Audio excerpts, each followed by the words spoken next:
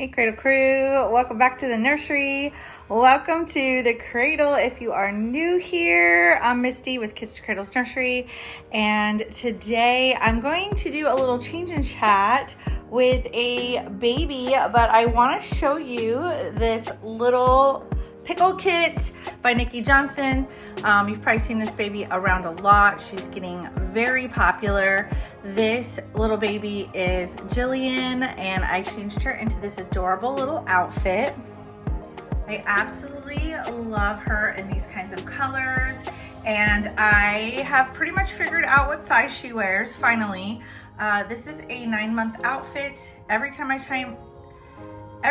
changed her into 9 months clothes, she seems to fit really well in the 9 months. So if you get a pickle kit, you might want to pick up some 9-month baby clothes.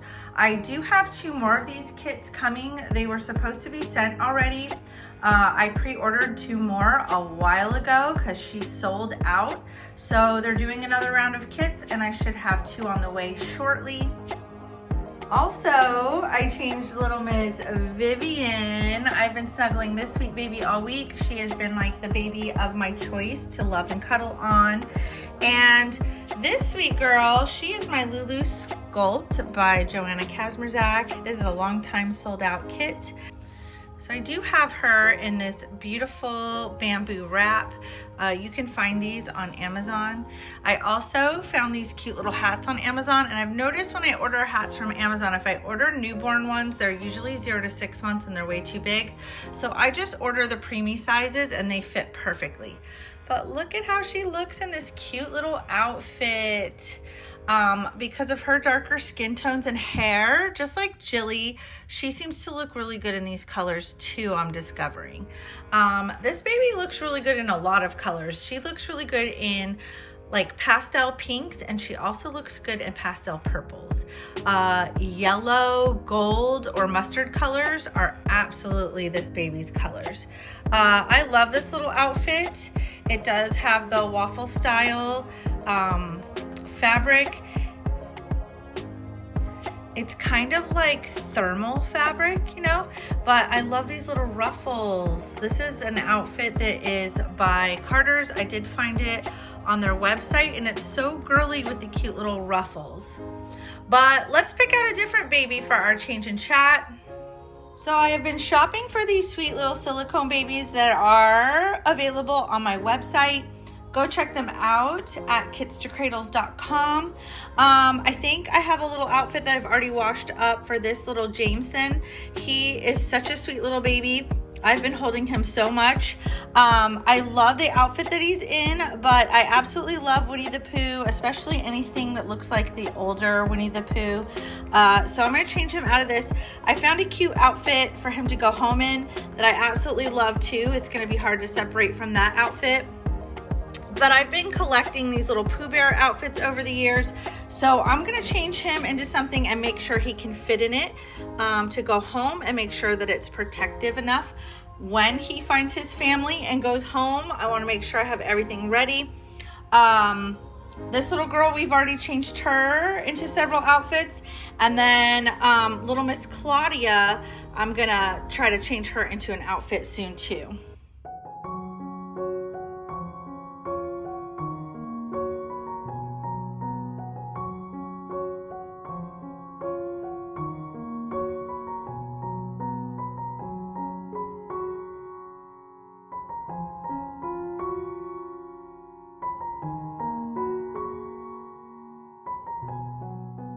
So I did find a really cute little outfit for little man, and I want to make sure that he fits in it.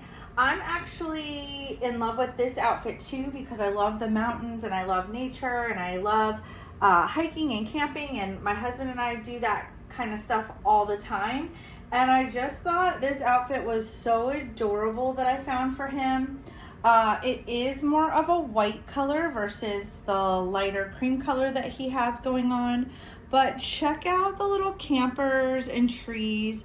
I love the little pockets, the button down. I love that it has the little feet and the built-in mittens for when he goes home, along with a little hat. This little boy is a little baldy, so I do need to have a little hat on him. He looks adorable in hats, but any of my babies can be rooted. I can send them off to Kari to root for an additional cost if you would like. So just ask me. I've had a lot of people asking whether I can root these babies, and we can get them rooted for you. So just contact me if you're interested. I am going to check to see his onesie. I think he has a Pooh Bear onesie on, so I'm probably going to change him into a plain heather gray onesie. Hopefully that won't stand out too much underneath the white. But I also have this cute little jelly cat for him. I love jelly cat lovies, and I thought a little fox would be so cute with this outfit. And it actually has that like rusty color in this outfit here and there. So let's get started on a little change and chat with this baby. We're going to talk about something that got brought up by a friend I was talking to recently who she does have some disabilities and doesn't have a lot of money, but she really wanted to buy a full body silicone baby from a really well-known sculpting artist who also painted this baby, and said she was turned down, that that she had been refused her offer to purchase the doll. Now, she did claim that she wanted a very long-term payment plan, and I'm just going to tell you now, especially with silicone babies, like, we're people too, and artists have to get paid. We have to pay bills, and a lot of times we're writing on that. Like, we'll paint a silicone baby in hopes that we can pay a very specific bill that might be a little bit high, or several bills. So doing a very long-term payment plan, especially if it's like a year or something like that, that's almost unheard of. I know that some artists that do this as a hobby, not necessarily do it for a living, that they can break your payments up into a longer period of time, like 4 months or so, maybe even 6 months. I don't know, but most of them tend to stay around 3 to 4 month payment plans.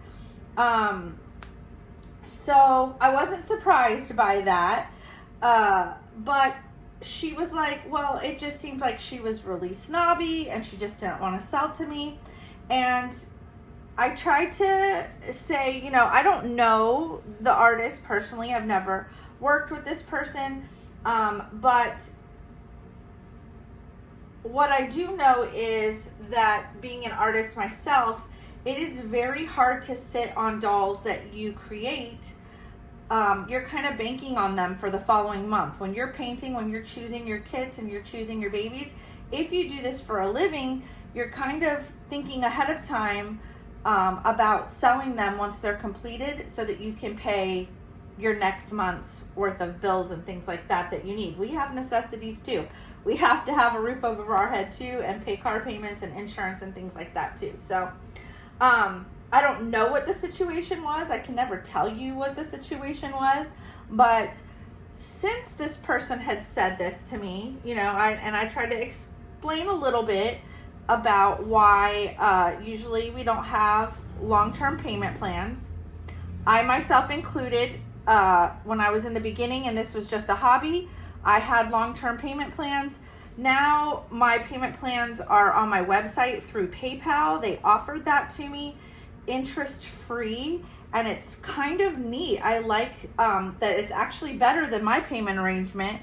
For me, you would have to pay the doll off before I would send it to you, but through PayPal, they are doing like a pay later deal where you make the first payment now and you receive your baby now, and then you get to continue to make payments on your doll on my website interest-free over like 3 or 4 months, depending on the price of the baby. Now, somebody did tell me that in order for that payment arrangement to work, I believe there's a specific PayPal payment plan for dolls 1,500 and under, and I believe once they are over 1,500, that you then go into a totally different payment plan through them. Sorry, the traffic outside my window is crazy today. I don't know what is going on out there. I did hear police a couple of times, so I don't know if there's something major happening a few blocks down in my neighborhood, but so this friend that I was talking to said that she just thought that the artist was just being snobby and only wanted to sell to her friends. Now, since that conversation, there's been a lot of stuff that's gone on in the community where a silicone artist got scammed out of like a $5,000 doll, a very high-end doll. There was a huge scam going on, and she lost the doll, lost all her money. And needless to say, there's been a lot of conversations going on between artists of high-end dolls that are worth thousands of dollars, but it really affects even you guys as collectors, because what if you buy a high-end doll and then you want to sell it later? You need the money, or you want a different doll, you want to change up your collection, maybe you're just not bonding, whatever, and want to sell the doll later. What do you do when you insure through PayPal and sell to somebody you don't know or that you've never done business with, and they end up doing some kind of a claim or a chargeback, and they don't send you your doll back, and PayPal removes the money from your account and refunds them, and you're out $5,000 and you're out a high-end doll that you now no longer own or in possession of, and this person has scammed you out of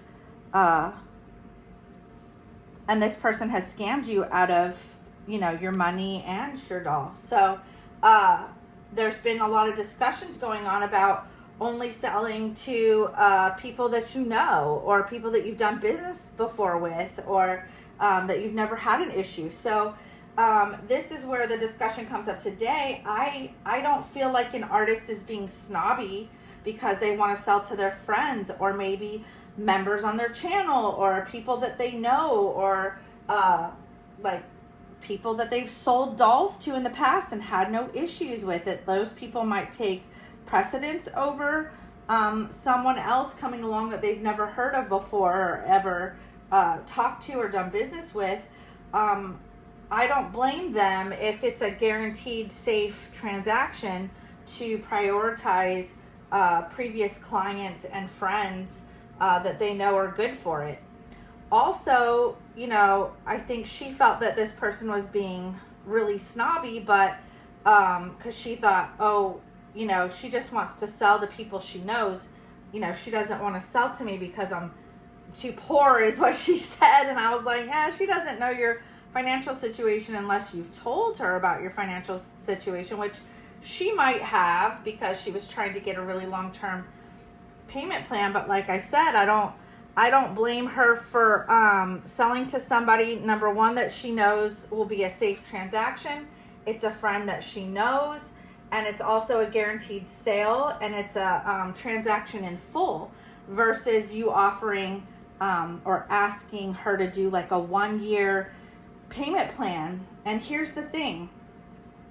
Even if somebody is doing this as a hobby and they're willing to do a really long-term payment plan with you, this is the problem that I ran into, is a lot of times they will have you make a down payment. And that's what I would do back in the day when I offered payment plans.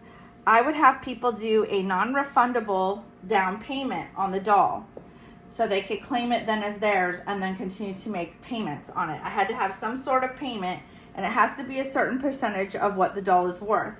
So you want people to put down a percentage on the doll so that you then will take down all of the listings on the doll, right? But sometimes things don't work out.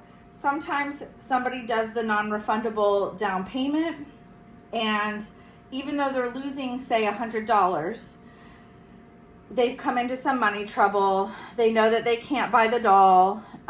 They back out of the deal.